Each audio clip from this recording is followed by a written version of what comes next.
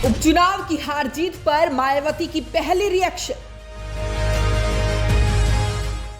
मायावती के वोटर्स ने बिगाड़ा बीजेपी का खेल। आगामी चुनाव के लिए बहन जी का मुस्लिमों को संदेश। उपचुनाव के नतीजों ने बीजेपी को परेशान कर दिया है। बीजेपी के बड़े नेताओं तक को यह उम्मीद नहीं थी कि खतौली में बीजेपी हार जाएगी। साथ ही मैनपुरी में बीजेपी की इतनी बड़ी हार होगी, इसका अंदाजा बीजेपी के शीर्ष नेताओं तक को नहीं था। उन्हें उम्मीद थी कि यह चुनाव कांटे का हो सकता है, लेकिन दर्द सिर्फ बीजेपी को नहीं हुआ, बल्कि बसपा सुप्रीमो मायावती को भी हुआ है। उपचुनाव के नतीजों पर बहन जी की पहली प्रतिक्रिया सामने आई है और चर्चा का विषय बन गई है। यूपी में 1 लोकसभा सीट और 2 विधानसभा सीट पर उपचुनाव खत्म हो गए हैं, लेकिन राजनीति और भी ज्यादा तेज हो गई है। अब ऐसे में इन उपचुनावों के नतीजों को लेकर मायावती ने सपा और बीजेपी दोनों पर हमला बोला है। उपचुनाव की हार जीत पर पहली प्रतिक्रिया देते हुए बहन जी ने रामपुर में हुई सपा की हार का कारण बीजेपी और समाजवादी पार्टी की मिलीभगत करार दिया है।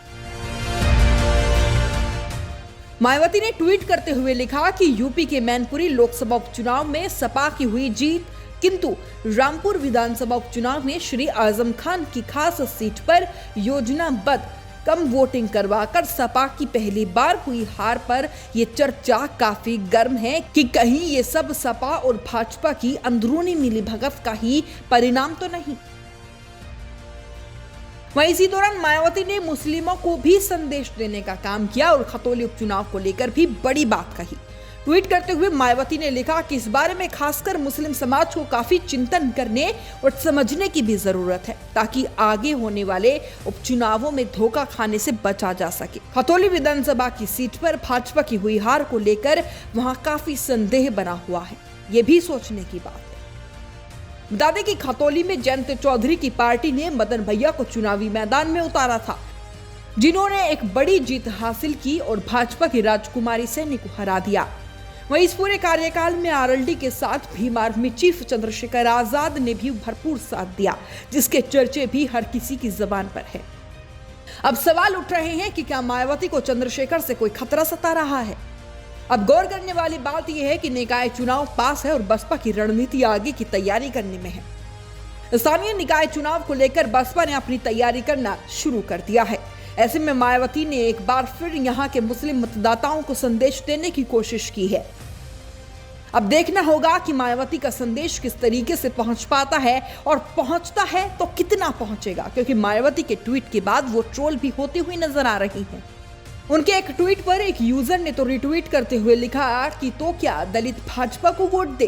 साथ ही एक यूजर ने तो यहां मायावती को ही नसीहत तक दे डाली और कह दिया कि आप वही हो जिसके नाम से सत्ता में भूचाल आता था, जो अब इस तरह की मूर्खतापूर्ण बात कर रही है। सपा कांग्रेस पर उंगली उठाने से अच्छा है मुद्दे पकड़कर चले भाजपा के खिलाफ, वरना बसपा का नाम तक खत्म हो जाएगा। हम दलितों को मूर्ख समझने या बहकाने की जगह पार्टी पर ध्यान दें, सपा कांग्रेस पर नहीं।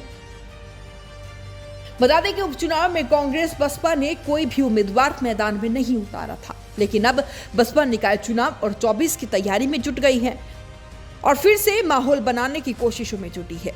वहीं उपचुनाव में मिली हार को बीजेपी भी सहन नहीं कर पा रही है। बीजेपी रामपुर में पहली बार मिली जीत का जश्न भी नहीं मना पाई। पीएम नरेंद्र मोदी के रामपुर की जीत का जिक्र अपने भाषण में करने के बावजूद भी पार्टी के भीतर मायूसियत का माहौल है। बहरहाल इस पूरे मामले को लेकर आपकी क्या राय है, कमेंट बॉक्स में हमें जरूर बताइएगा। Bureau report, news 18 desk.